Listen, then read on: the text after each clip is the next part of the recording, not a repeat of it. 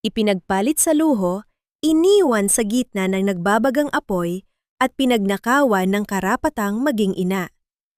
Si Marisol, isang hamak na magsasaka ng orchid, ay tinraydor ng asawang si Rico para sa yaman ni Valerie. Ngunit sa likod ng mga peklat at pait, isang bagong muka ang babangon. Si Celestine ay nagbabalik, hindi para pumatay, kundi para bawiin ang lahat. Handa ka na bang makita ang paniningil na isang pusong naging abo? Sino ang tunay na halimaw sa likod ng magandang mukha? Sila ang pabigat sa aking buhay, Valerie. Si Marisol at ang batang yon, para silang mga ligaw na damo na sumasakal sa bawat pangarap ko. Kung hindi ko sila maililigaw, hinding-hindi ako makakaalis sa putik ng Davao na ito. Ang bawat salita ni Rico ay parang mga patalim na unti-unting humihiwa sa puso ni Marisol, na nooy nakatayo sa labas ng pintuan ng kanilang silid-aklatan. Hawak-hawak niya ang isang paso ng bihirang orchid na waling-waling. Ang bulaklak na 3 taon niyang inalagaan at pinagyaman para sana sa kanilang ika-7 anibersaryo ng kasal sa gabing iyon. Sa kabilang kamay naman ay bitbit niya ang isang maliit na box ng cake para sa ika-5 kaarawan ng kanilang anak na si Liza bukas. Ngunit ang init ng pagmamahal na baon niya ay biglang naging yelo. Ang halimuyak ng mga bulaklak sa paligid ay tila naging amoy ng nabubulok na lupa. Sa loob ng silid, narinig niya ang malanding tawa ni Valerie, ang babaeng anak ng pinakamayamang developer sa Maynila. "Kawawang Marisol!" wika ni Valerie, ang tinig ay puno ng pangungutya. Akala niya siguro ay sapat na ang pagiging mabuting asawa at pagtatanim ng mga bulaklak para manatili ka sa tabi niya. Hindi niya alam, ang amoy ng lupa sa kanyang mga kuko ay nakakasuka na para sa isang lalaking tulad mo na may ambisyong maging mayor. "Huwag mo na siyang alalahanin, mahal," tugon ni Rico, at narinig ni Marisol ang tunog ng paghalik nito. Isang tunog na dati ay sa kanya lamang inilalaan. "Ang lupaing ito ay magiging atin. Kapag nawala na sila, wala nang hahadlang sa proyekto nyo.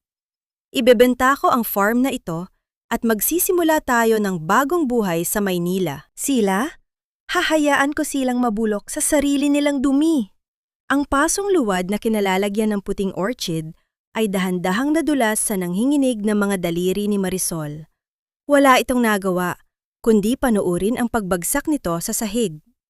Ang tunog ng pagkadurog ng paso ay umalingaw-ngaw sa tahimik na pasilyo kasabay ng pagkabasag ng kanyang buong mundo. Hindi niya magawang sumigaw.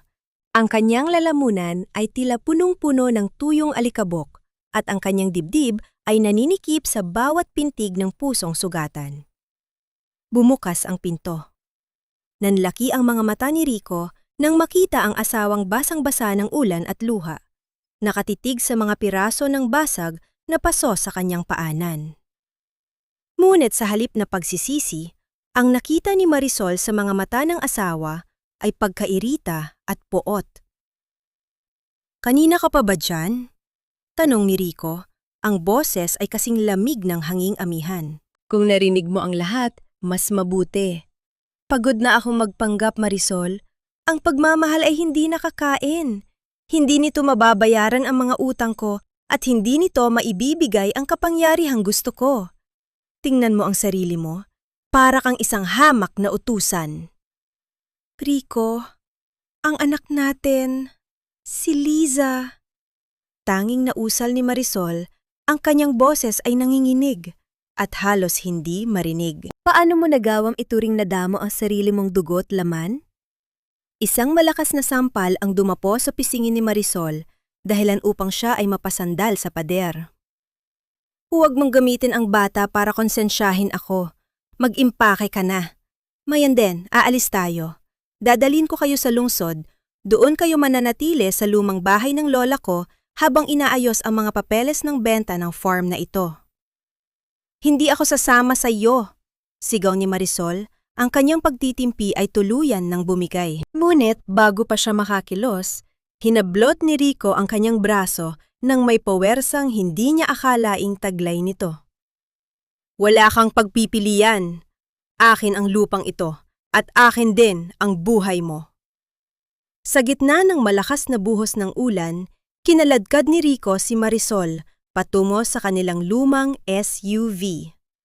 Sa loob ng sasakyan ay naroon na si Liza, natutulog at walang malay sa bagyong nagaganap sa pagitan ng kanyang mga magulang. Sumunod si Valerie. Suot ang isang mapang uyam ng ngiti habang nakaupo sa harap sa tabi ni Rico. Habang binabagtas nila ang madulas at kurbadadang daan ng bundok sa Davao, ang dilim ay tila lalong kumakapal. Ang bawat kidlat ay nagbibigay ng panandaliang liwanag sa mukha ni Rico na puno ng determinasyong pumatay. Rico, dahan-dahan! Madulas ang daan! Pagmamakaawa ni Marisol habang yakap-yakap ang natatakot na si Liza na nagising dahil sa bilis ng takbo ng sasakyan. Tumahimik ka! Ito na ang huling gabi na maririnig ko ang boses mo! Bulyaw ni Rico. Bigla niyang iniikot ang manibela nang marahas ng makakita ng isang papalapit na truck. Ngunit sa halip na umiwas, tila nawalan ng kontrol ang sasakyan. Ang tunog ng umiitit na gulong sa basang semento ay tila hiyaw ng isang namamatay na hayop. Sa isang iglap, naramdaman ni Marisol ang paglipad ng sasakyan patungo sa madilim na bangin. Ang huling nakita ni Marisol ay ang mukha ni Rico na tumalon palabas ng sasakyan bago pa ito tuluyang mahulog. Iniwan silang mag-ina sa loob ng bakal na kabaong na yon. Ang huling narinig niya ay ang maliit na tinig ni Liza na tumatawag sa kanyang pangalan. Nanay, natatakot po ako. Pagkatapos ay isang malakas na tunog ng pagtama ng bakal sa malalaking bato ang yumanig sa kanyang buong pagkatao. Kasunod ang init ng apoy na unti-unting lumalamon sa kanyang paningin. Sapat na ba ang 7 taon ng pagsisilbi para bayaran ng kamatayan?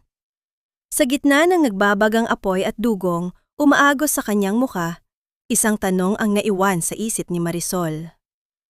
Bakit hinayaan ng Diyos na mabuhay ang mga demonyo habang ang mga anghel ay nauubos? Wala na si Liza, te. Wala na ang kaisa-isa mong anghel. Huwag mo nang hanapin ang wala na. Dahil tangi ang sakit na lang ang maiiwan sa iyo. Ang boses na iyon ni Sandro ay tila isang malalamig na patak ng tubig sa disyerto ng kanyang kamalayan.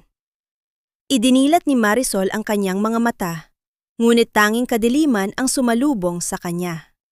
Hindi dahil gabi na, kundi dahil sa makapal na benda na bumabalot sa kanyang buong muka. Ang kanyang bawat paghinga ay may kasamang hapdi. Tila ba may mga bubog na nakabaon sa kanyang baga? Ang amoy ng antiseptiko at gamot ay nanunuot sa kanyang ilong, isang amoy na malayo sa halimuyak ng mga orchid na kanyang kinalakihan. Sinubukan niyang igalaw ang kanyang mga kamay, ngunit naramdaman niya ang mga tubo na nakatusok sa kanyang balat. Ang kanyang mga binti ay tila walang buhay, mabigat at hindi tumutugon sa kanyang utos. Ngunit igit sa pisikal na sakit, ang mas matinding pasakit ay ang katahimikang bumabalot sa silid. Isang katahimikang sumisigaw ng katotohanang ayaw niyang tanggapin. Nasaan ang anak ko, Sandro? Sabihin mo sa akin, nasaan si Liza? Ang kanyang tinig ay hindi na ang malambing na boses na nakasanayan. Ito ay naging isang paos na bulong, punong-puno ng takot at pait. Naramdaman ni Marisol ang paghawak ni Sandro sa kanyang nanginginig na kamay. Ang palad ni Sandro ay magaspang, ngunit puno ng pag-iingat. Tila ba natatakot itong mabasag ang natitirang piraso ng kanyang pagkatao? Narinig niya ang pagsinghot ng kanyang kapatid sa turing, isang tunog ng lalaking pilit, itinatago ang kanyang sariling pagluha. Nailibing na natin siya, te. 3 linggo ka nang walang malay.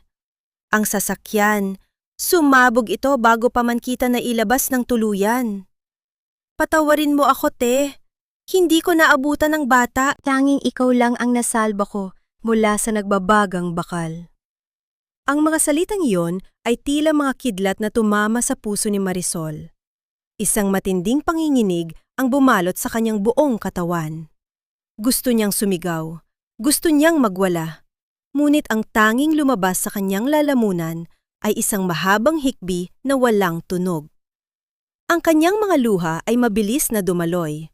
Unti-unting binabasa ang mga benda sa kanyang mukha, dahilan upang lalong humapdi ang kanyang mga sugat. Ngunit wala siyang pakialam. Mas gusto niyang mamatay na lamang kasama ng kanyang anak kaysa gumising sa isang mundong wala na ang kanyang liwanag. Bakit, Zandro? Bakit ako pa ang nabuhay? Bakit hindi na lang ako ang kinuha at hinayaang mabuhay ang anak ko? Si Rico, ang hayop na iyon! Iniwan niya kami! Ang galit ay biglang sumibol sa kanyang dibdib, isang apoy na lalong nagpahirap sa kanyang paghinga. Kuminahon ka, te. Huwag mong saktan ang sarili mo. Narito ako. Hindi kita iiwan, sabi ni Sandro habang dahan-dahang inaayos ang kanyang unan. Lumipas ang mga araw na tila ba isang mahabang panaginip na walang katapusan.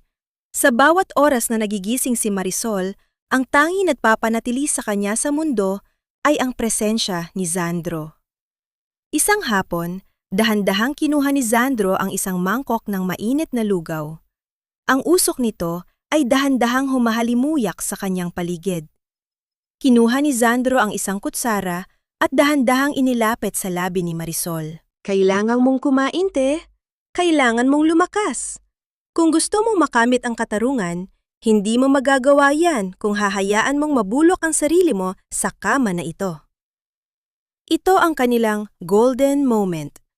Ang simpleng pagpapakain ni Zandro sa kanya, ang pagtitiyaga nito sa kabila ng kanyang mga pagtaboy at pag-iyak. Sa bawat subo ng lugaw, nararamdaman ni Marisol ang init na hindi lamang nanggagaling sa pagkain, kundi sa wagas na pagmamahal ng taong itinuring niyang kapatid sa loob ng 20 taon. Ang bawat pagnuya ay tila isang hakbang pabalik sa buhay, isang pangakong hindi patapos ang kanyang kwento. Ngunit sa likod ng kanyang isipan, isang katanungan ang pilit na kumakatok. Alam ni Marisol na ang operasyong kanyang kinakailangan ay nagkakahalaga ng milyon-milyon. Ang klinika na ito ay hindi isang ordinaryong ospital sa Davao. Ito ay tila isang lihim na pasilidad na puno ng mga makabagong kagamitan.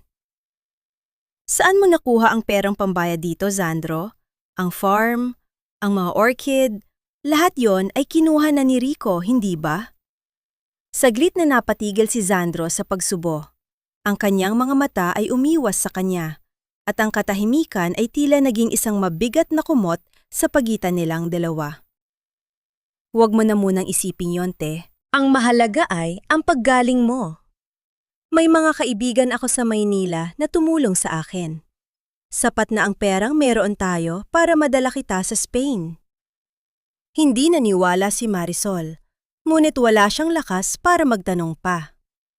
Alam niyang may itinatago ang kanyang kapatid, isang lihim na maaaring may malaking kapalit. Dumating ang araw na pinakahihintay at pinakakatakutan ni Marisol, ang pagtatanggal ng mga huling benda sa kanyang muka. Ang tunog ng paggupit sa tela ay tila ba tunog ng isang pintong nagbubukas patungo sa isang bagong mundo. Dahan-dahang inalis ni Zandro ang huling piraso ng benda sa harap ng isang malaking salamin. Nang dahan-dahang idilat ni Marisol ang kanyang mga mata, ang refleksyong nasa harap niya ay hindi ang babaeng nag-alaga ng mga orchid sa Davao. Ang ilong ay mas matangos, ang mga labi ay mas manipis at mapula, at ang hugis ng mukha ay tila ba nililok mula sa mamahaling marmol. Ang mga piklat ay wala na, ngunit sa likod ng magandang mukhang iyon, ang kanyang mga mata ay nananatiling puno ng pait at hapis.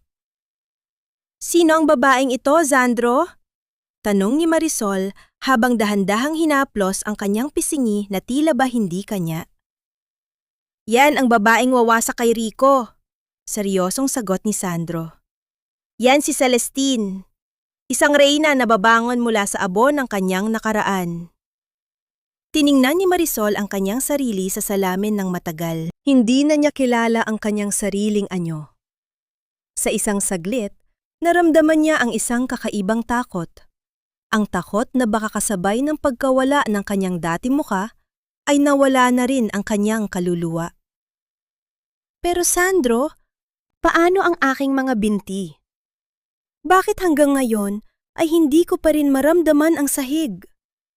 Ang kanyang tanong ay nanatiling nakabitin sa hangin nang biglang bumukas ang pinto ng silid at pumasok ang isang lalaking naka-Amerikana, may dalang isang itim na envelope na may tatak ng isang malaking bangko sa Europe. Ang kagandahan ay isang sandata, Marisol. Pero ang katalinuhan at ang malamig na sikmura ang siyang hihila sa gatilyo. Hindi ka pwedeng bumalik sa Pilipinas bilang isang biktima. Babalik ka bilang isang bagyo. Ang tinig ni Sandro ay tila isang utos na nanggagaling sa kailaliman ng isang madilim na kuweba. Narito sila ngayon sa Madrid, sa loob ng isang marangyang penthouse na tinatanaw ang naglalakihang gusali ng Spain. Ang malamig na hangin ng Europa ay humahalik sa bagong balat ni Marisol, o mas tamang sabihing, ni Celestine.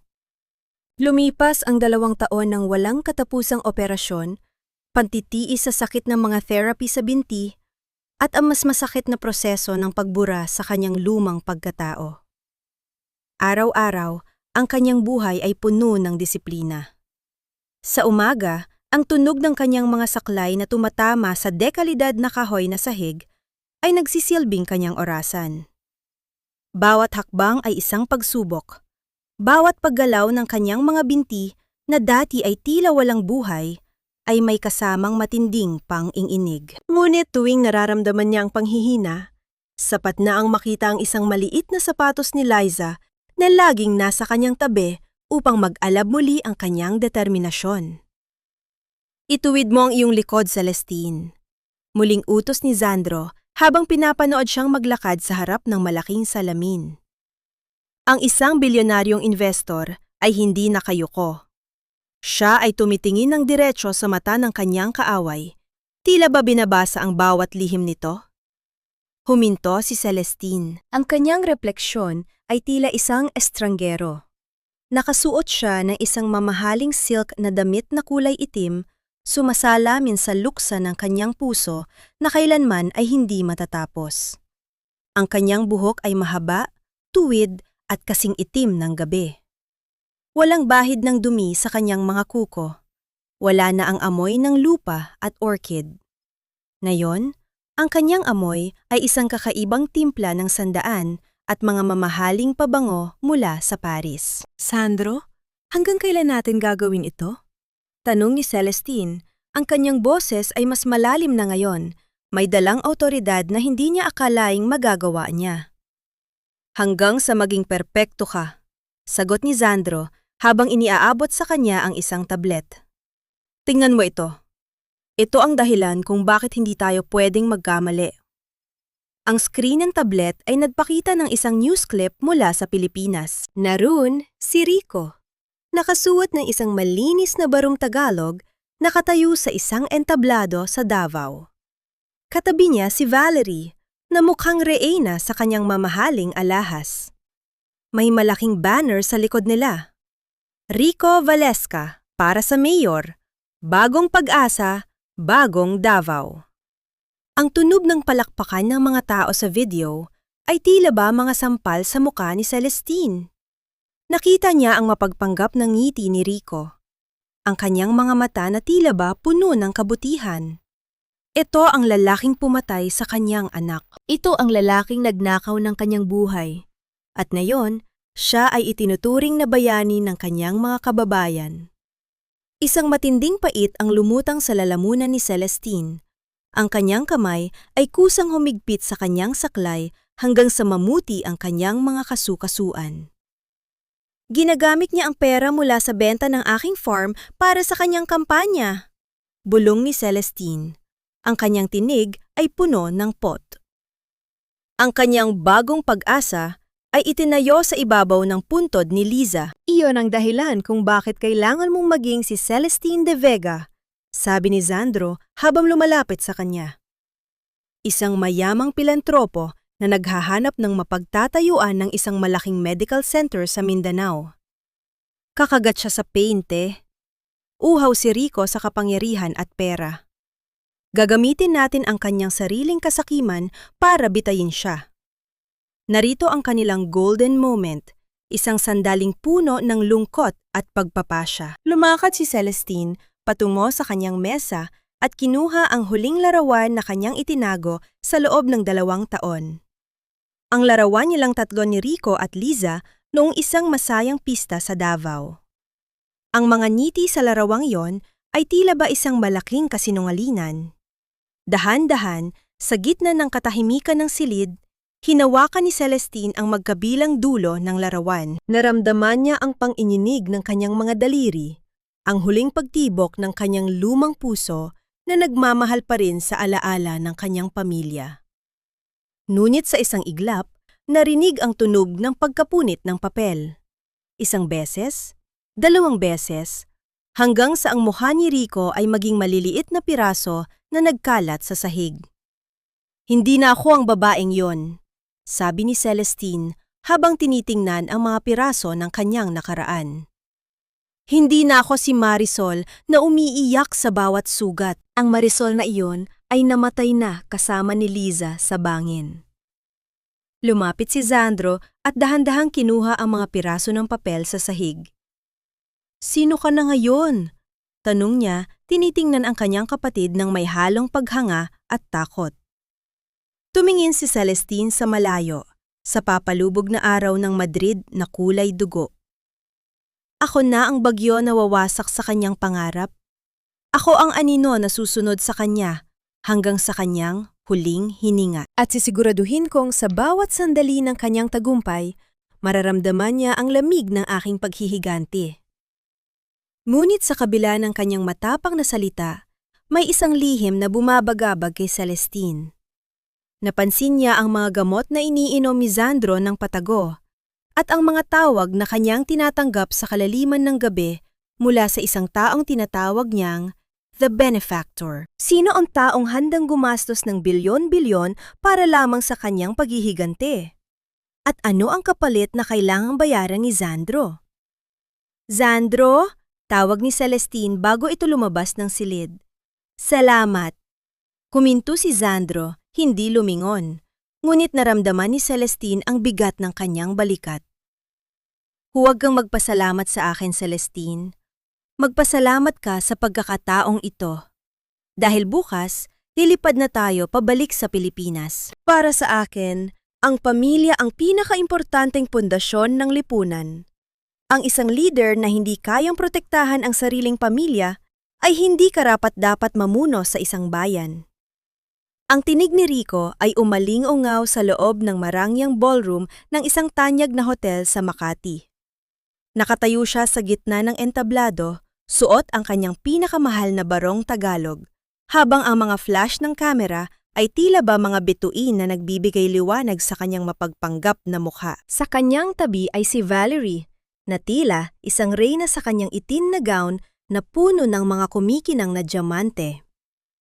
Sa isang madilim na sulok ng ballroom, malayo sa liwanag ng mga spotlight, nakatayo si Celestine. Ang kanyang mga daliri ay humigpit sa kanyang mamahaling clutch bag nang marinig ang mga salitang iyon. Ang bawat kataga ni Rico ay tila isang lason na dahan-dahang pumapasok sa kanyang mga pandinig. Naalala niya ang gabi ng ulan, ang init ng apoy, at ang huling sulyap ni Rico bago siya iniwan sa loob ng sasakyan kasama ang kanilang nag-iisang anak. Pamilya? Tanong ni Celestine sa kanyang sarili. Ang kanyang puso ay tila ba pinipiga ng isang hindi nakikitang kamay? Ang kanyang mga binti, na dati ay tila walang buhay, ay naramdaman niyang nangiinig sa ilalim ng kanyang mahabang gown. Ngunit sa pagkakataong ito, hindi ito dahil sa kahinaan, kundi dahil sa isang nag-aalab na pot na pilit niyang ikinukubli sa likod ng kanyang malamig na mukha. Stay calm, Celestine, bulong ni Zandro sa kanyang tabi. Hayaan mong matapos ang kanyang palabas. Ang kanyang bawat salita ay magiging pisi na sasakal sa kanya mamaya. Huminga ng malalim si Celestine. Inayos niya ang kanyang pagkakatayo. Itinuwid ang kanyang likod at dahan-dahang lumabas mula sa dilim. Ang bawat paghakbang niya sa makintab na sahig ay lumilika ng isang marahang tunog na tila ba isang babala. Nung makarating siya sa gitna ng liwanag, tila tumigil ang mundo para sa lahat ng mga panauhin. Ang mga bulong-bulungan ay biglang napalitan ng katahimikan. Ang kagandahan ni Celestine ay hindi lamang basta nakakasilaw. Ito ay may dalang misteryo at awtoridad na pilit kumukuha ng atensyon ng lahat. Ang kanyang buhok ay nakaayos na maayos at ang kanyang mga mata ay tila ba mga itim na perlas na naghahanap ng katarungan. Ladies and gentlemen, anunsyo ng host ng programa. Gusto naming ipakilala ang ating espesyal na panauhin sa gabing ito. Ang kinatawan ng De Vega Group mula sa Spain, Miss Celestine De Vega. Bumaba si Rico mula sa entablado. Ang kanyang mga mata ay nanlaki nang makita ang babaeng nasa harap niya. Lumapit siya. Ang kanyang muka ay puno ng paghanga na tila ba nakakita siya ng isang anghel. Hindi niya namalaya na ang babaeng ito ang mismong ligaw na damo na kanyang itinapon sa putik 2 taon na ang nakalilipas.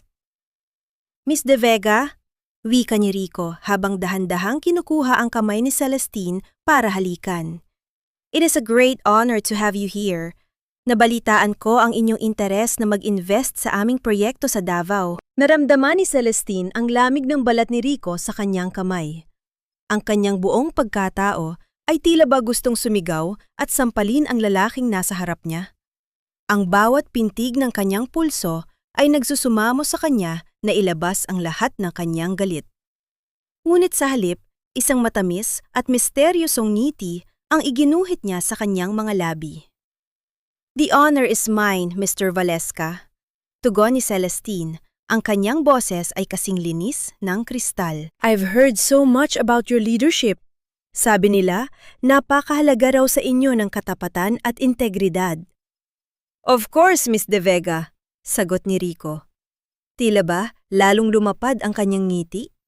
Integrity is everything in my service. Narito ang kanilang golden moment. Isang sandaling puno ng tensyon at hindi sinasabing katotohanan. Habang magkahawak ang kanilang mga kamay, tila ba may isang kuryente na dumaloy sa pagitan nila?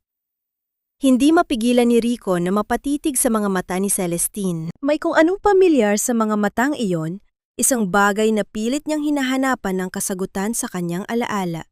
Ngunit hindi niya matukoy. Biglang lumapit si Valerie. Ang kanyang mga mata ay puno ng selos at paghihinala. Tiningnan niya si Celestine mula ulo hanggang paa. Tila ba sinusuri ang bawat anggulo ng kanyang pagkatao? Nice meeting you, Miss De Vega. Wika ni Valerie. Ang kanyang tinig ay may dalang pait. Interesting perfume choice. It smells like orchids. Pero may halong kakaibang amoy ng ulan at lupa. Napahinto si Celestine.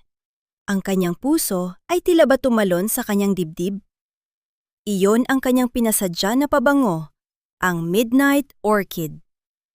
Isang amoy na tila ba isang multo ng nakaraan na pilit bumabalik sa kasalukuyan. It's a unique scent, isn't it? Sabi ni Celestine habang nakatingin ng diretsyo sa mga mata ni Valerie. Ginawa ito para sa mga taong mahilig magbaon ng katotohanan sa ilalim ng lupa. Minsan, kahit anong tabon mo, ang amoy ay laging bumabalik para ipaalala sa iyo ang iyong mga nagawa. Ang mukha ni Valerie ay biglang namutla.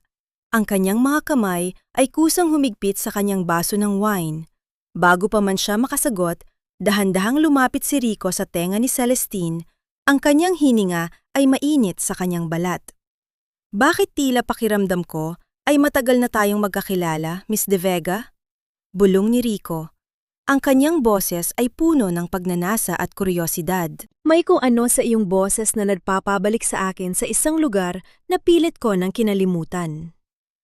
Tumingin si Celestine kay Rico. Ang kanyang mga mata ay tila ba naging kasing talim ng mga patalim.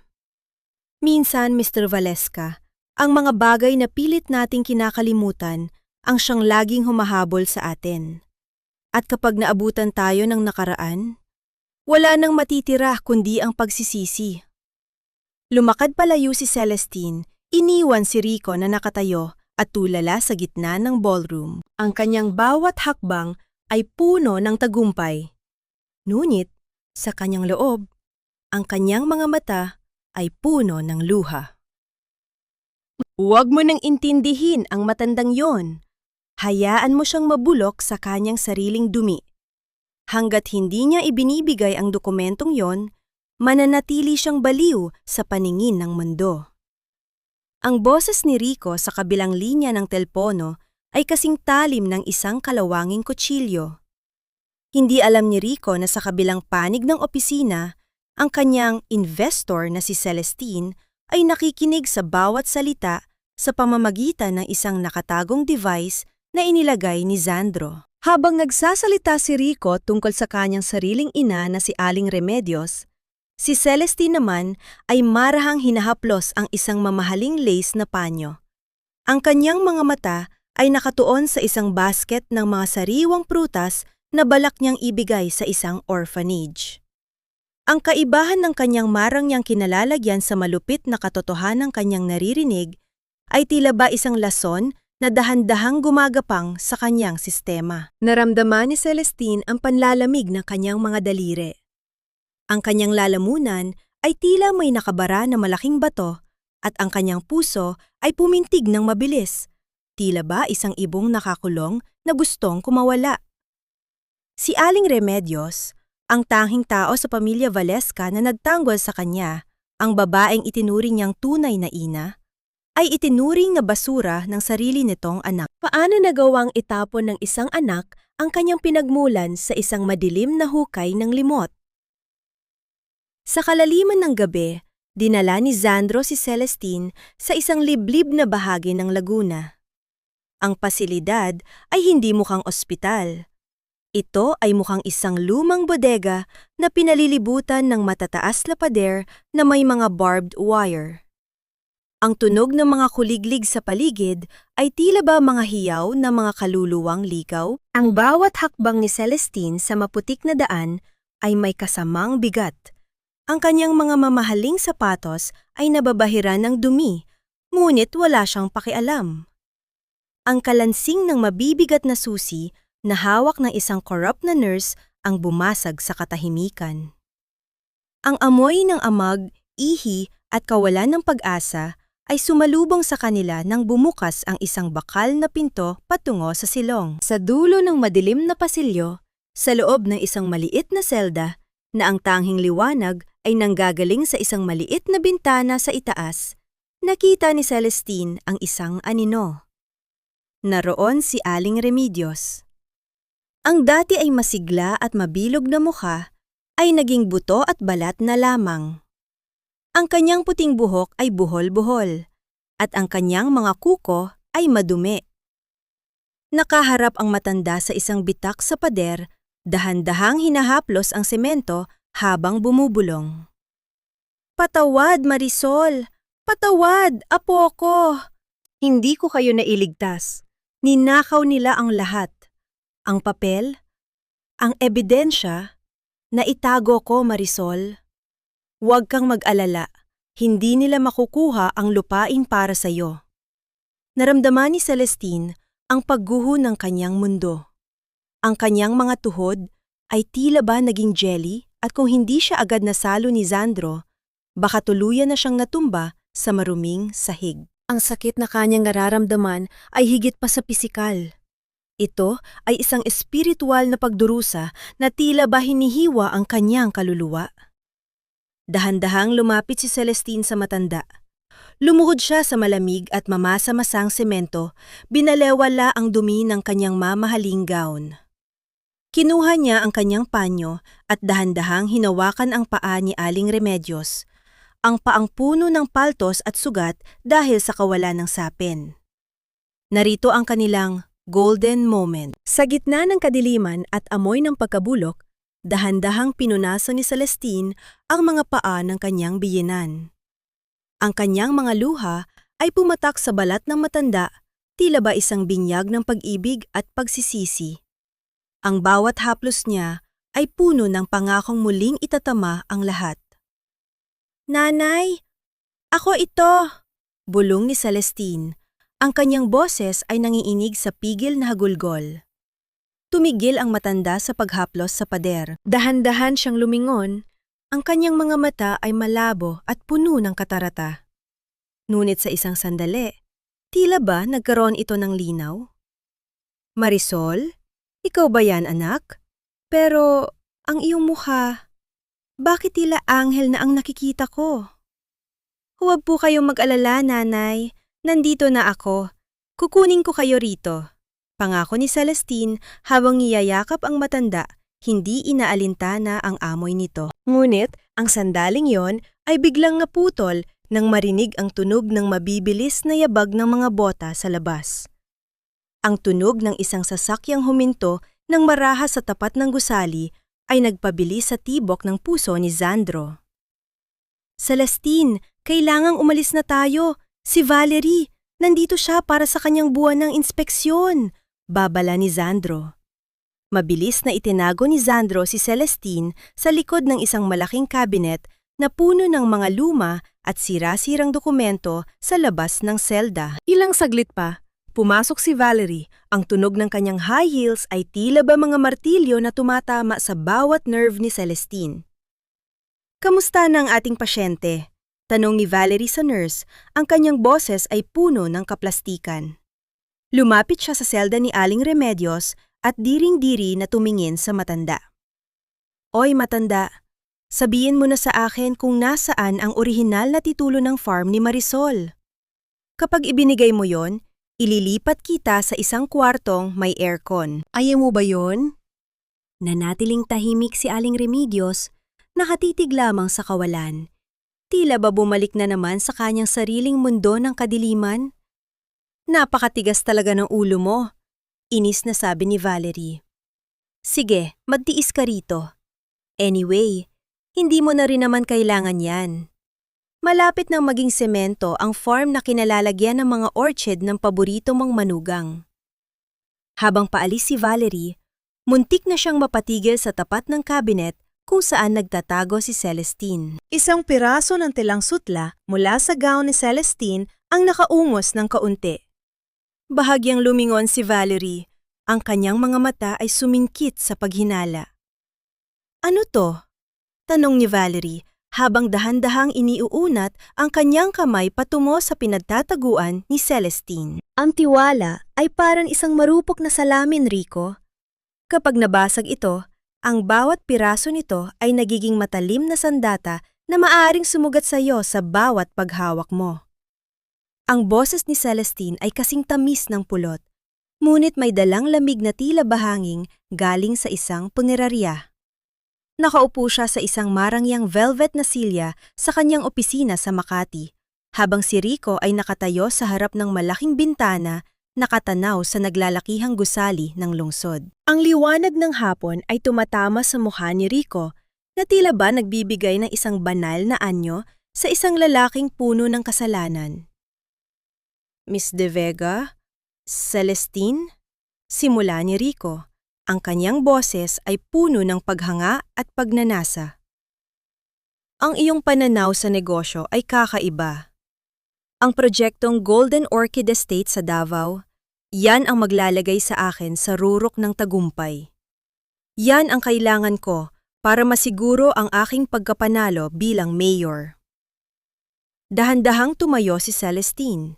Ang tunog ng kanyang sutlang gown na sumasayad sa sahig ay tila ba isang marahang bulong ng isang anino?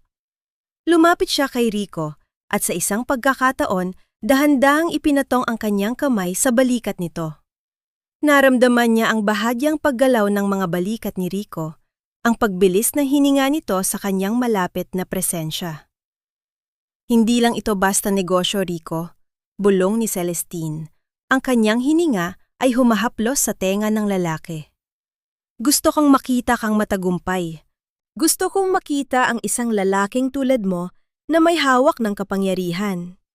Ang kailangan mo lang gawin ay ilipat ang lahat ng iyong assets, maging ang mga ari-ariyang nakapangalan kay Valerie sa ating joint venture. Sa ganoong paraan, walang makakahadlang sa ating plano. Pero si Valerie, hindi siya basta-basta papayag. Nag-aalangang sagot ni Rico kahit na ang kanyang mga mata ay nagniningning sa kasakiman. Ang isang matalino leader ay alam kung kailan dapat bumitaw sa mga taong nagpapabigat sa kanyang paglipad. Sulyap ni Celestine, na tila ba nagbibigay ng isang lihim na paanyaya? Hindi ba't sabi mo, ang pamilya ay pundasyon? Pero ang pundasyong may lamat ay panganib sa buong gusali. Biglang bumukas ang pinto ng opisina. Ang tunog ng pagtama ng pintuan sa pader ay bumasag sa mapanlinlang na katahimikan. Pumasok si Valerie. Suot ang isang matingkad na pulang suit. Ang kanyang muka ay puno ng matinding galit. Ang kanyang mga mata ay tila ba nagbabagang mga uling nang makita ang kamay ni Celestine na nasa balikat ng kanyang asawa. Rico!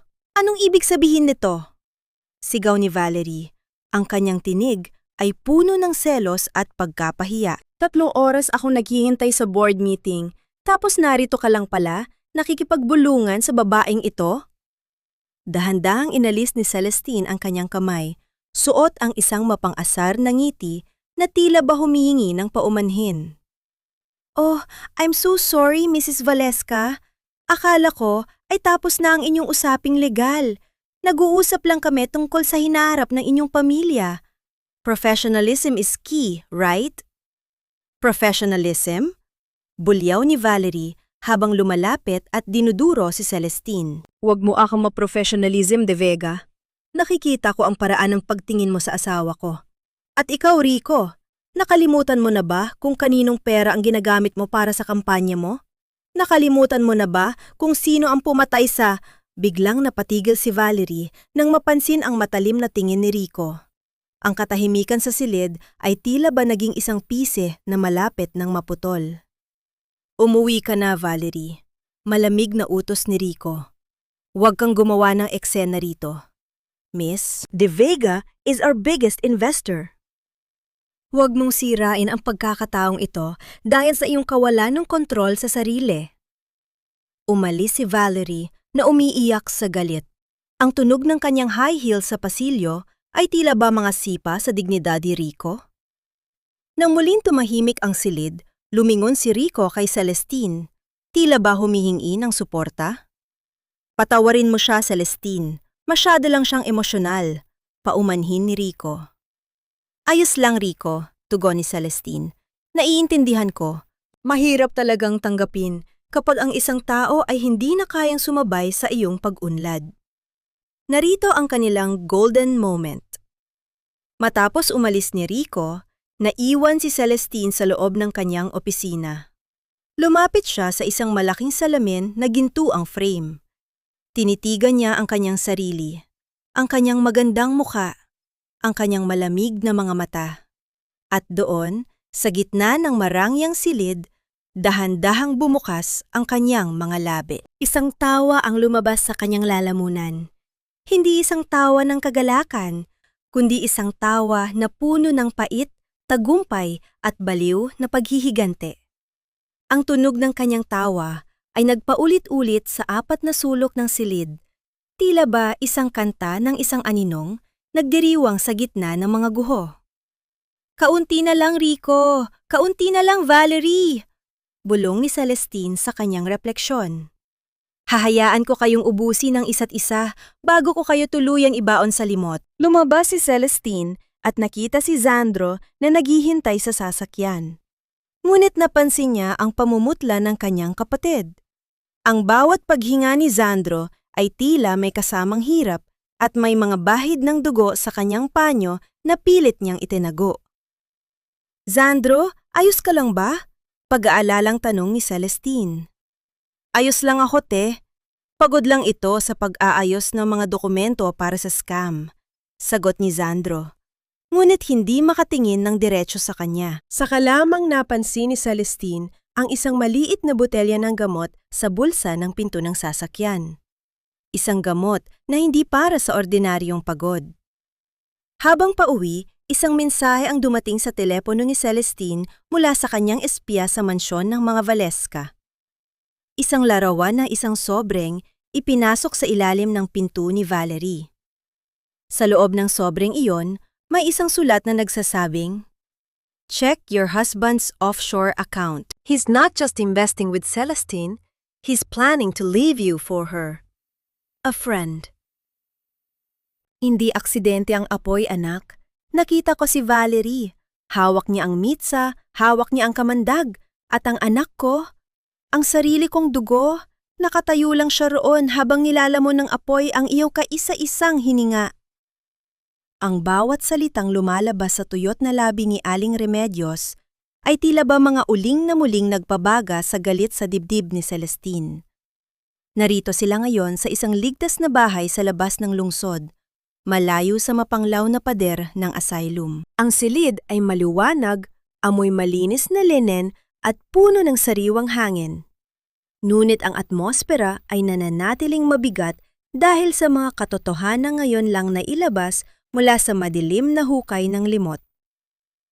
Dahan-dahang hinaplos ni Celestine ang kulubot na kamay ng kanyang dating biyenan. Ang balat ng matanda ay tila ba papel na madaling mapunit, isang paalala ng malupit na trato na natanggap nito sa loob ng maraming taon. Ang bawat luhang dumadaloy sa mukha ni Celestine ay may kasamang hapdi. Tila ba bawat patak ay isang sumpa laban sa mga taong sumira sa kanilang buhay. "Nanay, sigurado po ba kayo?" Tanong ni Celestine, ang kanyang boses ay nanginginig sa pigil na pot. "Nakita niyo po ba talaga si Rico na nakatayo lang doon?" Tumango si Aling Remedios. Ang kanyang mga mata ay tila ba nakatingin sa isang malayong alaala na puno ng takot. "Narinig ko ang iyak ni Liza, Marisol. Ang maliit niyang boses." Tumatawag sa kanyang ama. Pero si Rico, tinalikuran niya ang sasakyan. Sumama siya kay Valerie na tila ba walang naririnig. Doon ko nalaman, anak, na ang anak ko ay wala ng kaluluwa. Ang katahimikan sa silid ay tila ba isang pader na unti-unting gumuguho sa paligid ni Celestine. Ang kanyang buong pagkatao ay tila ba gustong sumigaw, gustong wasakin ang bawat bagay sa kanyang paligid. Ang katotohanang pinanood ni Rico ang pagkamatay ng sarili nitong anak para lamang sa yaman at kapangyarihan ay isang uri ng kasamaang hindi niya kayang unawain. "Patawad, nanay. Patawad dahil hindi ko kayo agad nailigtas."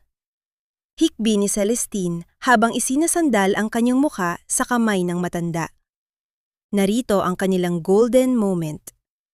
Sa gitna ng sakit at pait, dahan-dahang hinaplos ni Aling Remedios ang buhok ni Celestine. Ang kanyang mga daliri ay marahang gumagalaw, tila ba sinusubukang alalahanin ang bawat hibla nito? Pagkatapos, sa isang mahina at paos na tinig, nagsimulang kumanta ang matanda na isang pamilyar na oyayi. Ang lullaby na laging kinakanta ni Marisol kay Liza tuwing gabi sa Davao. Ang himig ay puno ng lungkot, tila ba isang panalangin na lumilipad sa hangin? Ipinikit ni Celestine ang kanyang mga mata, at sa loob ng ilang sandali, tila ba bumalik siya sa kanyang maliit na kubo sa gitna ng mga orchid. Naramdaman niya ang init ng yakap ni Liza, ang amoy ng gatas at pulbo, at ang payapang buhay na ninakaw sa kanya. Ang oyayi ni Aling Remedios ay tila ba isang gamot sa kanyang sugatang kaluluwa, ngunit kasabay nito ay ang pagpapatibay ng kanyang sumpa. Walang matitirang buhay sa mga nagtaksil sa kanya. "May itinatago ako, Marisol," biglang sabi ni Aling Remedios. Ang kanyang boses ay biglang naging seryoso. "Bago nila ako ikulong, Nakuha ko ang itim na kahon mula sa nasunog din yung sasakyan. Inilibing ko yon sa ilalim ng puno ng nara sa likod ng ating lumang bahay. Nandoon ang lahat, anak. Ang bawat usapan nila bago ang pagsabog. Nagkatinginan sina Celestine at Zandro. Isang bagong pag-asa ang sumilay sa kanilang mga mata. Ngunit alam nilang ang bawat hakbang ay puno ng panganib. Kailangang makuha natin yun bago pa malaman ni Rico na wala na kayo sa asylum, nanay. Wika ni Zandro habang inihahanda ang kanilang sasakyan. Samantala, sa loob ng madilim na pasilyo ng mental asylum, nakatayo si Rico. Ang kanyang mukha ay tila ba isang maskara ng galit nang makita ang bakanteng kama ni Aling Remedios. Ang tunog ng kanyang mabilis na paghinga ay tila ba isang babala sa paparating na sakuna. "Nasaan ang ina ko?" Sigaw ni Rico sa natatakot na nurse. "Hindi ko po alam, Mayor.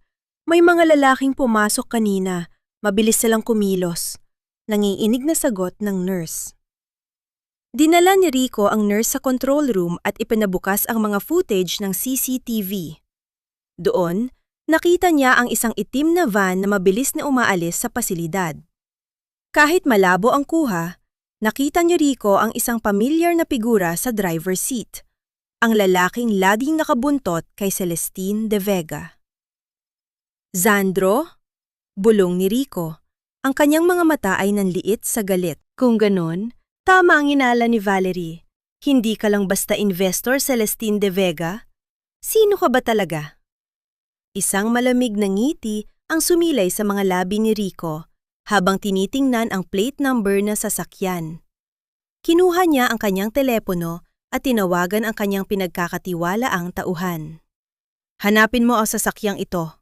Huwag mong titigilan hanggat hindi mo nahahanap kung nasaan ang matanda. At kapag nahanap mo sila, alam mo na ang gagawin mo. Burahin mo silang lahat."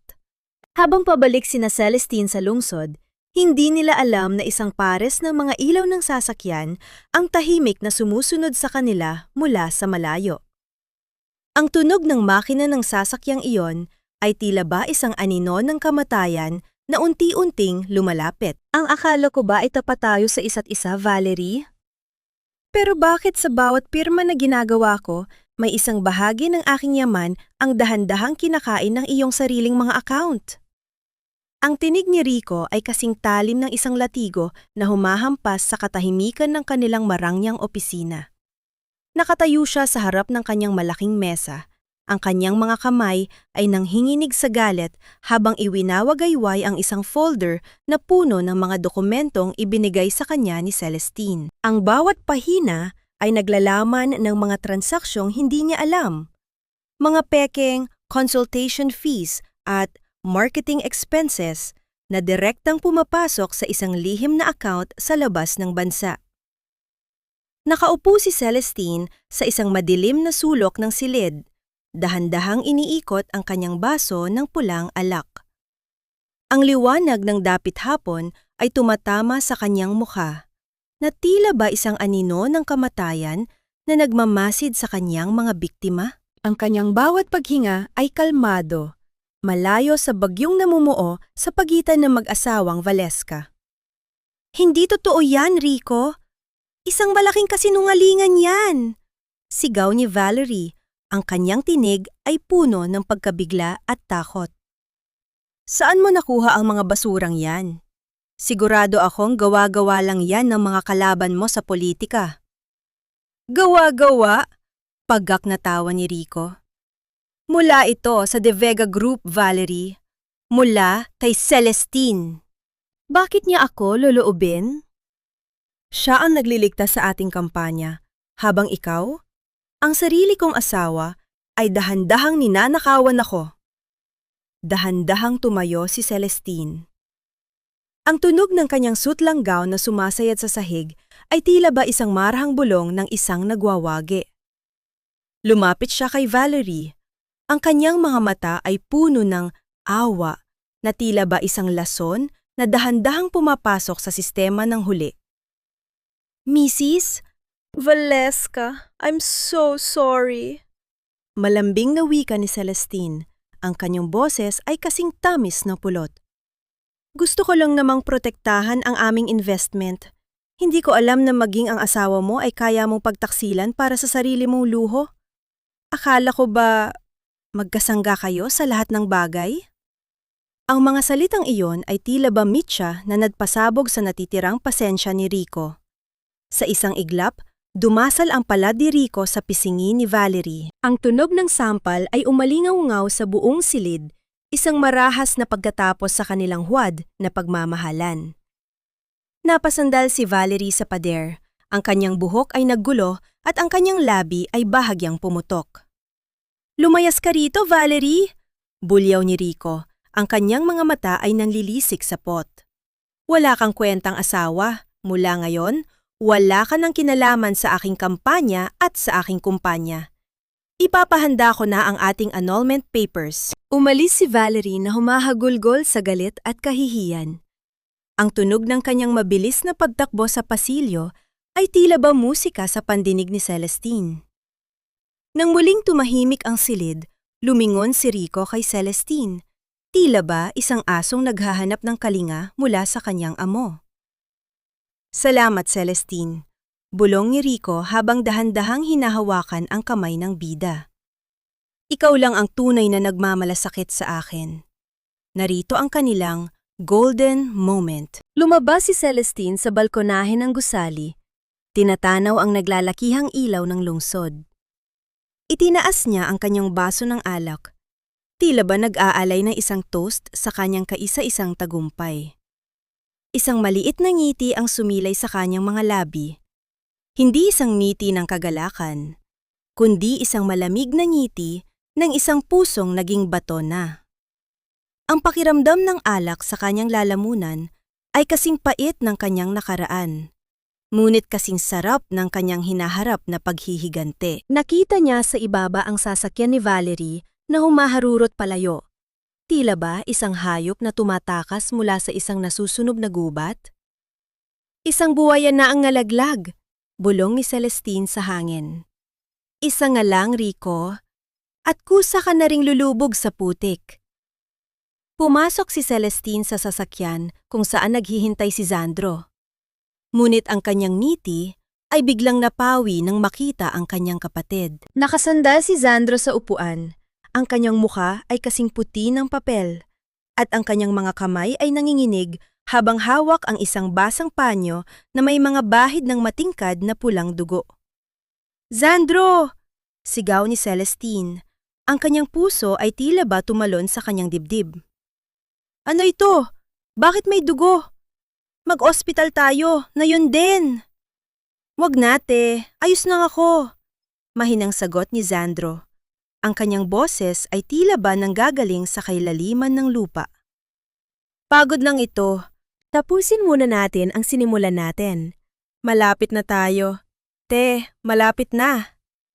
Hindi mapigilan ni Celestine ang pag-agos ng kanyang mga luha. Ang kanyang takot para kay Sandro ay mas matindi pa sa kanyang galit para kay Rico. Bakit kung kailan malapit na ang katarungan, ay tila ba may isa na namang buhay ang kailangang maging kabayaran? Samantala, sa loob ng mansyon ng mga Valeska, galit na hinahalungkat ni Valerie ang kanyang mga kagamitan para mag-impake. Sa kanyang pagmamadali, nahulog ang isang lihim na folder mula sa ilalim ng kanyang kama. Isang folder na kinuha niya mula sa kagamitan ni Celestine nang minsang gumisita ito sa kanilang bahay. Doon, sa gitna ng mga dokumento ng negosyo, may isang maliit na papel na nakasingit. Isang lumang birth certificate na may mga bahid ng sunog. Nanlaki ang mga mata ni Valerie nang mabasa ang pangalang nakasulat doon. Liza Valeska. At sa ilalim nito, ang pangalan ng ina, Marisol Valeska. Isang nakakangilabot na tawa ang lumabas sa mga labi ni Valerie habang tinititigan ang papel. Ang kanyang mga kamay ay kusang humigpit sa dokumento. Tila ba nahanap na niya ang mitsang susunog sa bagong pagkatao ni Celestine? "Marisol," bulong ni Valerie. Ang kanyang mga mata ay nagniningning sa baliw na tuwa. "Kaya pala pamilyar ka? Buhay ka pa pala! Halimaw ka! Tingnan natin kung hanggang saan ang galing mo kapag nalaman ni Rico na ang kanyang reyna ay ang babaeng kinalimutan na niya sa gitna ng apoy. Huwag mong ipikit ang iyong mga mata, Celestine. Pakinggan mo ang katotohanang matagal nang ibinaon sa ilalim ng lupa. Ito ang boses ng iyong katarungan. Ang boses ni Xandro ay tila isang paos na bulong na nagmumula sa kailaliman ng kanyang pagod na katawan. Narito sila sa loob ng isang abandonadong bodega sa gitna ng masukal na kagubatan sa labas ng Davao. Ang tanging liwanag ay nanggagaling sa asul na sinag ng kanyang laptop na nagbibigay ng isang nakakangilabot na anyo sa kanyang maputlang muka. Ang bawat pag-ubo ni Xandro ay may kasamang malapot na pulang likido sa kanyang panyo. Ngunit ang kanyang mga daliri ay hindi tumitigil sa mabilis na pagtipa sa keyboard. Dahan-dahan, isang marahang tunog ng pag-load ng file ang narinig. Kasunod ang isang garalgal na audio recording na nakuha mula sa itim na kahon ng nasunog na sasakyan. Ang katahimikan sa loob ng bodega ay tila ba naging isang mabigat na kumot habang ang mga boses mula sa nakaraan ay muling nabubuhay. Rico, bilisan mo! Malapit na ang mga bumbero! Iwanan mo nga sila! Ang boses ni Valerie sa recording ay puno ng kaba, ngunit may dalang kakaibang excitement. Tila ba nagagalak siya sa bawat segundong lumilipas? Pero si Liza, Valerie, ang anak ko ay nasa loob pa. Marisol, gising ka! Narinig ang boses ni Rico, nanginginig sa takot at pag-aalinlangan. Piliin mo, Rico, ang anak mo o ang pangarap mong maging mayor? Kapag iniligtas mo sila, babalik ka sa pagiging isang hamak na abogado sa probinsya. Iiwan kita at kukunin ko ang lahat ng suporta ng pamilya ko. Mamatay na sila! Hayaan mo silang mamatay! Sigaw ni Valerie. Pagkatapos ay isang mahabang katahimikan ang sumunod. Isang katahimikang mas masakit pa sa anumang sigaw. Narinig ang tunog ng pagbukas at pagsara ng pinto ng sasakyan. Kasunod ang papalayong mga yabag sa tuyong dahon at ang muling mahinang tinig ni Liza na tumatawag. Tatay! Nanay! Ang init po! Napasandal si Celestine sa pader. Ang kanyang mga kamay ay nakatakip sa kanyang mga tenga habang ang kanyang mga luha ay walang tigil na dumadaloy. Ang kanyang buong pagkatao ay tila ba pinipiraso ng bawat katagang narinig. Ang kanyang asawa, ang ama ng kanyang anak, ay pinili ang kapangyarihan kaysa sa buhay ng kanilang anghel. Ang pot na kanyang nararamdaman ay naging isang malamig na apoy na tila ba nagyayelo sa kanyang mga ugat. Narinig mo nate? Mahinang sabi ni Xandro habang inililipat ang file sa isang maliit na memory drive. Hawak mo na ang kanilang hatol. Ang recording na ito ang tatapos sa kanila. Biglang bumasag sa katahimikan ang tunog ng mga sasakyang huminto ng marahas sa labas ng bodega. Ang liwanag ng mga flashlight ay tila ba mga mahahabang daliri na pilit na sumisilip sa mga bitak ng lumang dingding. Ang bawat kalansing ng mga armas na inihahanda ay nagpabilis sa tibok ng puso ni Celestine. Nandito na sila! Bulong ni Xandro. Nahanap tayo ni Rico. Mabilis na tumayo si Xandro kahit na ang kanyang mga tuhod ay nanginginig sa panghihina. Hinablot niya ang kanyang jacket at isinuot ito sa nangangatog na balikat ni Celestine. Dinala niya ang bida sa isang lihim na lagusan sa likod ng bodega. Isang maliit na butas na natatakpan ng mga sako ng bigas. Narito ang kanilang golden moment. Bago pa man itulak ni Xandro si Celestine palabas, isang mahigpit na yakap ang ibinigay niya sa kanyang kapatid sa turing. Ang yakap na yon ay puno ng lahat ng mga salitang hindi niya nasabi sa loob ng 20 taon. Ang lihim na paghanga, ang wagas na proteksyon, at ang pag-ibig na kailanman ay hindi humingi ng kapalit. Naramdaman ni Celestine ang mabilis na tibok ng puso ni Xandro at ang init ng kanyang hininga na may amoy ng bakal at dugo. Xandro, Sumama ka na sa akin! Pagmamakaawa ni Celestine. Ang kanyang boses ay nanginginig sa takot na mawala ang kaisa-isang taong nananatili sa tabi niya. Hindi pwedeng dalawa tayo, te. Kailangan may mag-antala sa kanila para makatakas ka. Dalhin mo itong drive. Yan ang buhay mo, Celestine. Iyan ang katarungan ni Liza, sabi ni Zandro habang dahan-dahang lumalayo. Dahan-dahang inilapit ni Zandro ang kanyang labi sa tenga ni Celestine para sa isang huling bulong. Ang boses niya ay tila isang hanging amihan, banayad at puno ng kapayapaan sa gitna ng paparating na bagyo. Mahal kita, Marisol. Igit pa sa isang kapatid.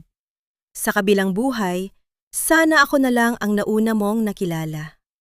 Pagkatapos ay itinulak na niya si Celestine sa labas at mabilis na isinara ang lagusan. Mula sa dilim ng kakahuyan, nakita ni Celestine ang pagpasok ng mga tauhan ni Rico sa bodega. Nakita niya ang anino ni Zandro na tumatayo ng matuwid, hawak ang isang besindihang flare na tila ba isang sulo sa gitna ng gabi. Ang bawat segundo ay tila ba naging isang taon. Nakita ni Celestine ang pagtaas ng mga armas ng mga tauhan ni Rico. Isang malakas na putok ang umalingaw-ngaw sa gitna ng masukal na kagubatan, isang tunog na bumasag sa katahimikan ng gabi at nagpatigil sa mundo ni Celestine. Ang tunog ng pagbagsak ng isang katawan sa sahig ay tila ba naging isang selyo sa kanyang huling pagkatao? Nanatiling nakatago si Celestine sa ilalim ng mga makakapal na halaman. Ang kanyang mga kamay ay nakatakip sa kanyang bibig para pigilan ang kanyang sariling hiyaw ng pait. Ang dilim ng gubat ay tila ba naging kaisa niya sa kanyang pagluluksa? Akala mo ba ay matatago mo ang lahat sa likod ng iyong magandang mukha, Celestine? O dapat ba kitang tawaging Marisol? Ang basurang itinapon na namin sa apoy, bakit nagpumilit pang bumalik?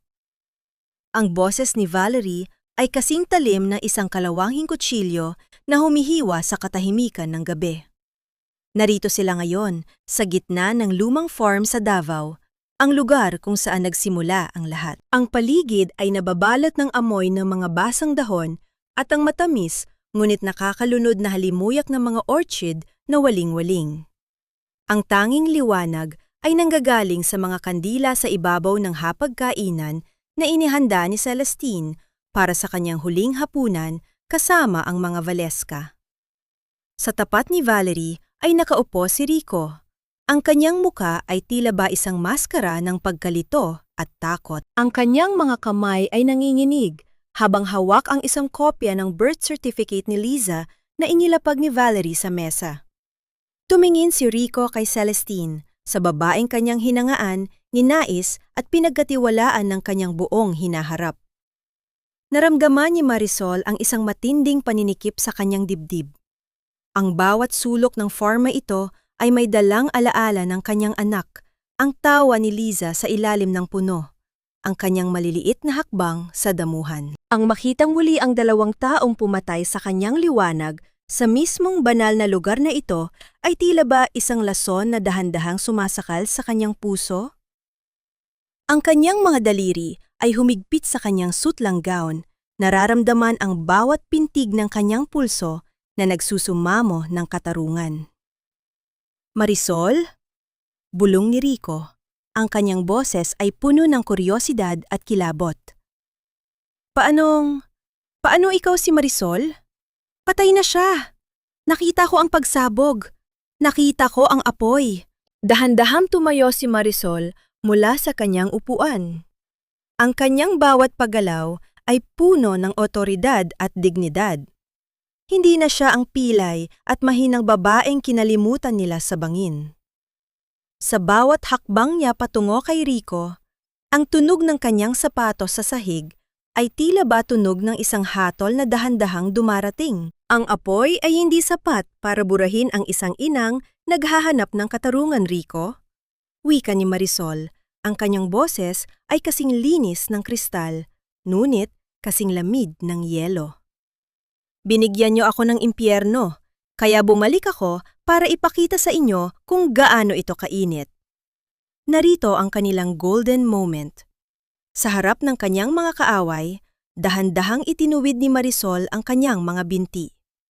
Ang kanyang pagkakatayo ay matuwid, matatag, at walang bahid ng kahinaan. Ang 3 taon ng pagtitiis sa sakit ng therapy, ang bawat luha sa bawat hakbang na kanyang ginawa sa Madrid ay nagbunga sa sandaling ito.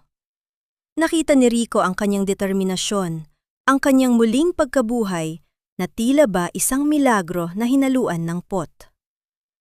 Gusto niyo bang malaman ang huling regalo ni Sandro bago niyo siya pinatay? Tanong ni Marisol habang inilalabas ang isang maliit na speaker. Sa isang pindot, ang garalgal na audio mula sa itim na kahon ay umalingaw-ngaw sa buong harden. Narinig ang boses ni Valerie na nag-uutos kay Rico na iwanan si Liza. Narinig ang pagmakaawa ni Rico at ang huling sigaw ni Liza na tumatawag sa kanyang ama. Ang bawat salita ay tila ba mga sampal sa mukha ni Rico na ngayon ay nakaluhod na sa sahig at nakatakip ang mga kamay sa kanyang mga tenga. Hindi totoo yan! Gawa lang yan! Sigaw ni Valerie. Ang kanyang mga mata ay nanlilisik sa takot. Pico, huwag kang maniwala sa kanya. Pinaglalaruan lang niya ang isip mo. Pinanood mo siyang mamatay, Rico? Bulong ni Marisol habang lumalapit sa kanyang dating asawa. Para sa kapangyarihan, para sa mayoralty, pinili mo ang isang mamamatay taong tulad ni Valerie kaysa sa sarili mong dugo. Biglang tumayo si Rico. Ang kanyang muka ay tila ba nababaliw sa katotohanan. Tumingin siya kay Valerie nang may matinding pot. Ang pot na isang lalaking nalaman na ang kanyang buong buhay ay itinayo sa isang malaking kasinungalingan. Ikaw, sabi ni Rico kay Valerie. Ikaw ang mitsa. Ikaw ang pumatay sa anak ko. Mabilis na bumunot ng baril si Valerie mula sa kanyang bag. Ang tunog ng pag-angat ng armas ay nagpatigil sa lahat. Ang kanyang mga kamay ay nanginginig. At ang kanyang mga mata ay puno ng desperasyon ng isang taong wala ng takasan. Dapat namatay ka na lang sa bangin, Marisol! Sigaw ni Valerie habang itinutok ang baril sa dibdib ni Marisol. Hindi ko hahayaang sirain mo ang lahat ng pinaghirapan ko. Nakatingin lang si Marisol ng diretso sa dulo ng baril. Walang takot sa kanyang mga mata. Tanging isang malalim na kapayapaan ang nananatili doon. Sa kanyang isipan, tila ba naririnig niya ang tawa ni Lisa na tinatawag siya mula sa kabilang panig? Sige Valerie, sipsipin mo ang huling bala ng iyong kapalaran, hamon ni Marisol. Pero bago mo hilahin ang gatilyo, lumingon ka sa likod mo. Isang tunog ng maraming sasakyang huminto at ang pagbukas ng mga pinto ang narinig mula sa gate ng farm. Ang liwanag ng mga asul at pulang ilaw ng pulisya ay dahan-dahang gumapang sa dilim ng kakahuyan. Hindi ako ang pumatay! Si Rico! Siya ang nagutos sa akin! Siya ang kumuha ng pera nyo! Siya ang pumatay sa bata! Ginawa ko lang ang lahat dahil sa pag-ibig sa kanya! Ang bulyaw ni Valerie ay kasing pait ng isang lason na dahan-dahang kumakalat sa malamig na hangin ng Davao. Narito sila sa gitna ng farm, pinaliligiran ng nagliliwanag na asul at pulang ilaw mula sa mga sasakyan ng pulisya na tila ba mga mata ng katarungang matagal nang naghintay. Ang tunog ng mga yabag ng mga bota sa tuyong dahon ay tila ba isang martsa ng kamatayan para sa mga pangarap ni Rico at Valerie. Ang bawat klik ng mga baril na inihahanda ng mga awtoridad ay nagsilbing huling babala sa kanyang pagtakas. Nabitawan ni Valerie ang kanyang baril. Ang tunog ng pagtama ng bakal sa matigas na lupa ay tila ba tunog ng kanyang sariling pagbagsak. Napaluhod siya. Ang kanyang mamahaling gown ay nabahira ng putik at dumi, habang ang kanyang mga luha ay nagbura sa kanyang makapal na make-up. Tumingin siya kay Rico, umaasang makakita ng kahit kaunting proteksyon, ngunit ang kaisa-isang lalaking kanyang minahal ay nakatitig sa kanya ng may matinding poot at pagkasuklam. "Huwag mo akong idahilan, Valerie," sigaw ni Rico Ang kanyang boses ay nangiinig sa takot at kahihiyan. Lumapit siya sa mga pulis.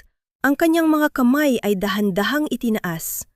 Tila ba isang asong nangiinig sa harap ng kanyang amo? Officer, wala akong kinalaman sa sunog. Siya ang nagplano ng lahat. Siya ang pumatay sa anak ko. Ako ay biktima rin ng kanyang manipulasyon. Isang malamig na tawa ang lumabas sa lalamunan ni Marisol habang pinapanood ang kanyang mga kaaway na nagkakagulo. Ang kanyang puso ay tila ba isang malaking bato na walang nararamdamang awa. Ang makita ang dalawang taong sumira sa kanyang buhay na nagtuturuan at nagkakahiyaan sa harap ng mundo ay ang pinakamatamis na tagumpay na kanyang nakamit. Ngunit sa likod ng kanyang mga mata, ang anino ni Liza at Xandro ay nananatiling nakaukit, isang paalala ng napakataas na presyong kanyang ibinayad para sa sandaling ito. Ang mga buwaya ay laging kumakain ng kanilang sariling kauri kapag wala na silang matakasan. Wika ni Marisol, ang kanyang boses ay kasing linis ng kristal. Rico, Valerie, ang inyong imperyo ay itinayo sa abo ng aking pamilya.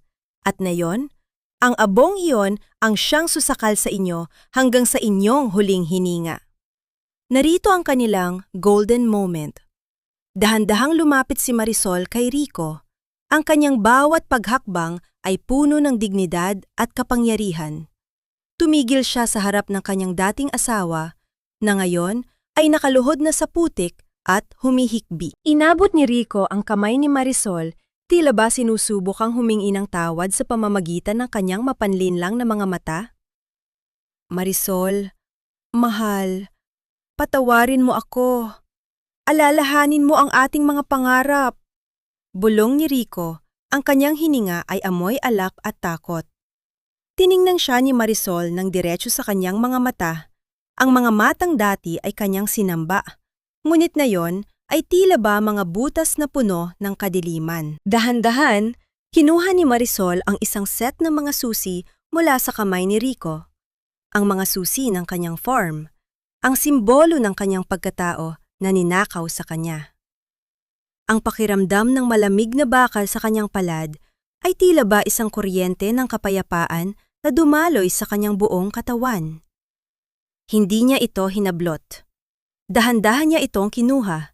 Tila ba kinukuha ang huling piraso ng kanyang kaluluwa mula sa isang demonyo. Ang iyong pangarap ay natapos na sa gabing iniwan mo kami sa apoy, Rico, sabi ni Marisol habang tumatalikod. Mula ngayon, ang tanging pangarap na makikita mo ay ang 4 na sulok ng iyong selda. Narinig ang tunog ng pag-ikot ng mga posas sa mga pulso ni Rico at Valerie. Ang bawat pagkalansing ng bakal ay tila ba tunog ng isang pintong nagsasara sa kanilang marangyang buhay. Habang kinaladkad sila patungo sa mga sasakyan ng pulis, ang hiyaw ni Valerie at ang pagmakaawa ni Rico ay unti-unting lumayo, hanggang sa tanging ang tunog ng hangin sa mga dahon ng orchard ang natira. Lumapit ang isang opisyal ng pulisya kay Marisol. Miss De Vega? O Miss Valesca?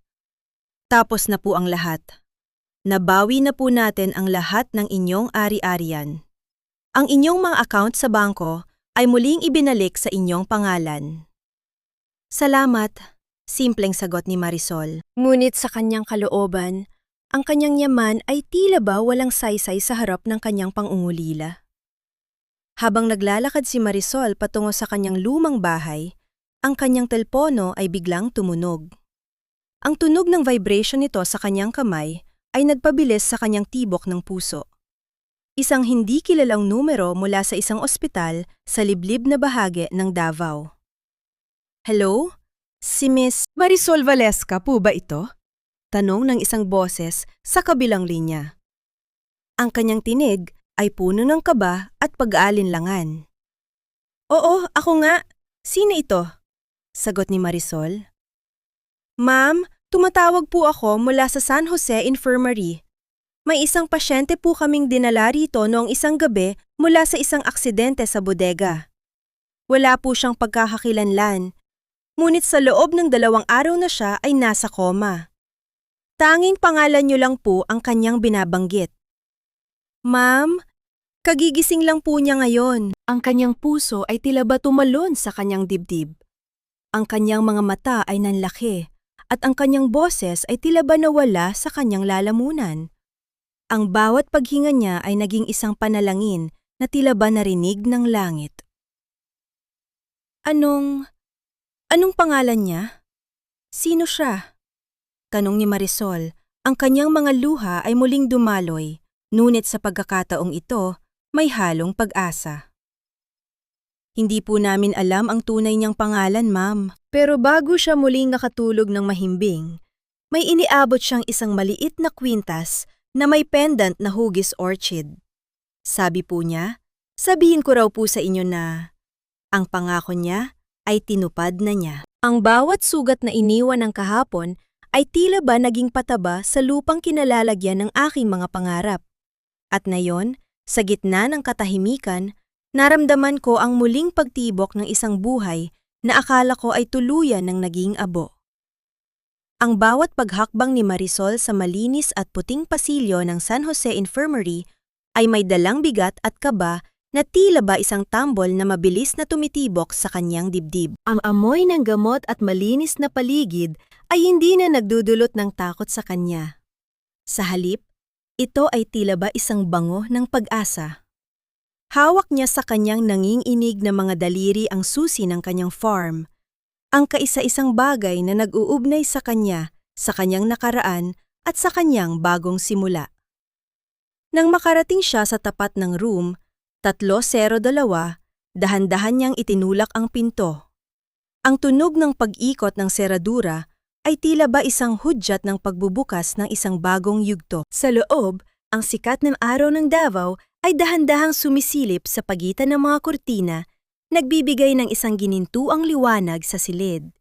Doon, sa ibabaw ng kama, nakita niya ang isang lalaking nababalot ng mga benda ang katawan, ngunit ang mga mata ay bukas at nakatitig sa kisame.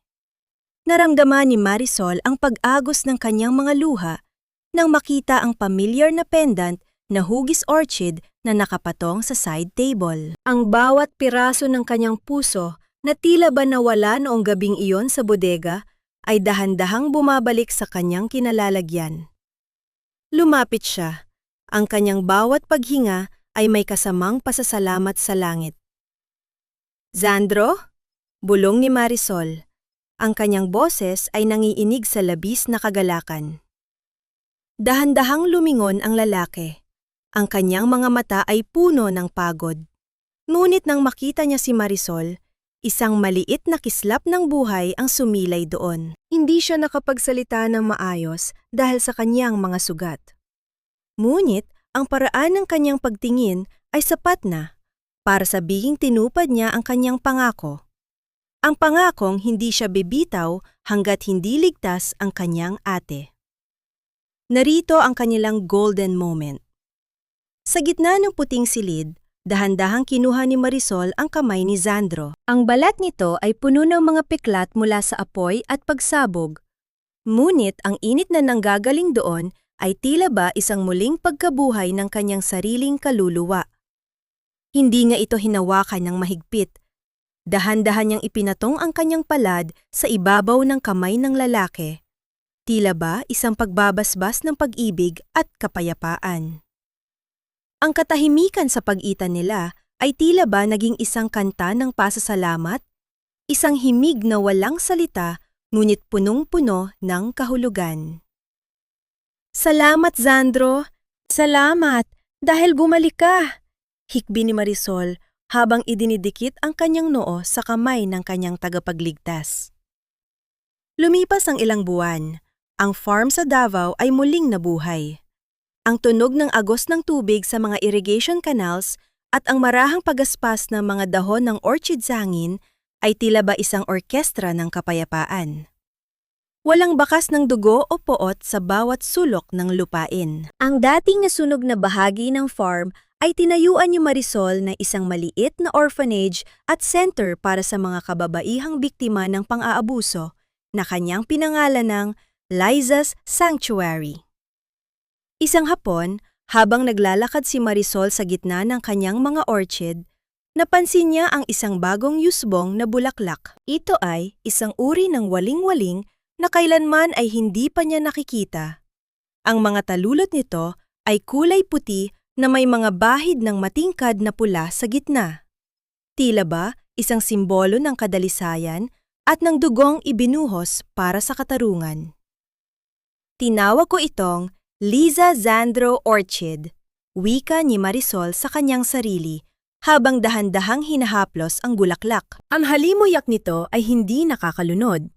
Ito ay banyayad, may dalang amoy ng ulan at sariwang lupa. Isang amoy na nagpapaalala sa kanya na ang bawat katapusan ay simula lamang ng isang mas magandang bukas. Tumingala si Marisol sa langit. Ang hapon ay kulay kahel at lila, tila ba isang painting na ginawa ng tadhana?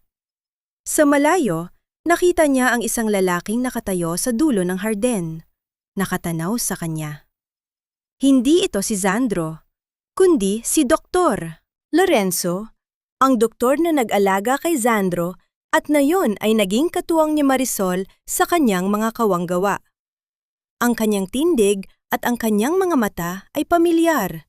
May dalang init na tila ba ipinadala ng langit para punan ang katahimikan ng kanyang puso.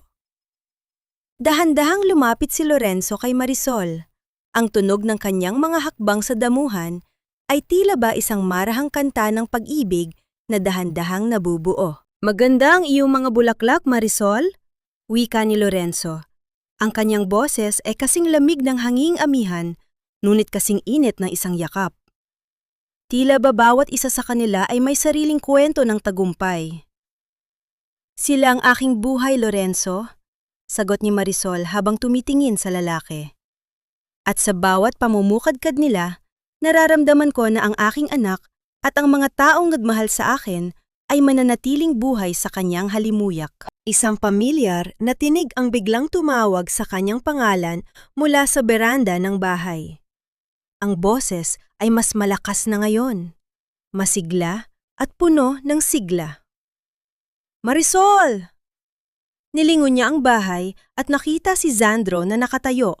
Wala na ang kanyang mga saklay, suot ang isang matamis na ngiti habang karga-karga ang isa sa mga bata mula sa orphanage. Ang sikat ng araw ay tumatama sa kanyang muka. Binubura ang bawat anino ng kanyang nakaraan. Sa sandaling iyon, alam ni Marisol na ang kanyang paglalakbay ay nakarating na sa kanyang tunay na destinasyon. Wala ng pot, wala ng takot. Tanging ang halimuyak ng kahapon na naging liwanag ng kanyang bukas ang natira. Ang bawat dapit hapon sa Davao ay tila ba isang selyo ng kapayapaan na dahan-dahang itinatatak ng langit sa lupain ng mga orchid. Narito si Marisol, nakatayo sa gitna ng kanyang malawak na harden, habang ang kulay kahel at lila na sinag ng araw ay dahan-dahang yumayakap sa kanyang balikat. Ang kanyang buhok ay malaya sa hangin, at ang kanyang mga mata ay wala ng bahid ng pait na dati ay tila ba isang lason sa kanyang kaluluwa. Ang bawat paghinga niya ay malalim, punong-puno ng halimuyak ng mga bulaklak na kanyang muling binuhay mula sa abo ng kanyang nakaraan.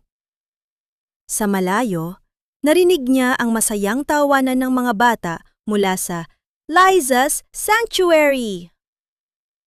Ang tunog ng kanilang mga maliliit na hakbang sa damuhan at ang kanilang mga hiyaw ng kagalakan ay tila ba isang himig na nagpapagaan sa kanyang puso. Kasama nila si Aling Remedios, na ngayon ay masigla na at punong-puno ng sigla habang nagtuturo sa mga bata kung paano mag-alaga ng mga punla. Ang matanda ay tila ba bumalik sa kanyang kabataan, ang kanyang mga mata ay nadniningning sa bawat ngiti ng mga batang itinuturing niyang sariling mga apo. Lumapit si Zandro kay Marisol. Ang kanyang bawat paghakbang ay matatag na at wala ng bakas ng kahinaan. Tumigil siya sa tabi ng kanyang ate at dahan-dahang ipinatong ang kanyang kamay sa balikat nito. Ang bawat sandali ng katahimikan sa pagitan nila ay tila ba isang pagpapatunay ng kanilang wagas na samahan? Isang pag-ibig na lumampas sa hangganan ng pagkakaibigan at naging isang matibay na pundasyon ng kanilang bagong buhay. Nagawa na natin, te, bulong ni Sandro. Ang kanyang boses ay puno ng kapayapaan.